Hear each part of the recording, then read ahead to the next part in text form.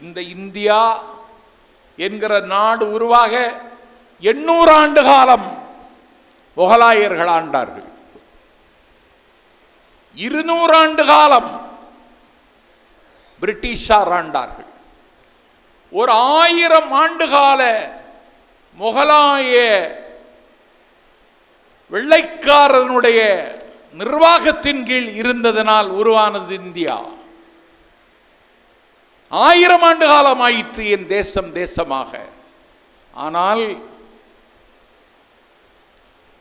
40 வயதுக்கு மேல் நபித்துவம் பெற்றதற்கு பிறகு என் பெருமைக்குரியவர்களே, காட்டுமிராண்டிகளின் தேசம் மரபு மண்ணில் இந்த இஸ்லாத்தை வென்றெடுப்பதற்கு நபி பெருமானுக்கு 10 ஆண்டுகள் தான் தேவைப்பட்டது. உலக வரலாற்றில் 10 ஆண்டு காலத்தில் ஒரு தேசத்தை நிர்மாணித்த சரித்திரம் அண்ணலம் பெருமானுக்கு மட்டுமே உரிமை.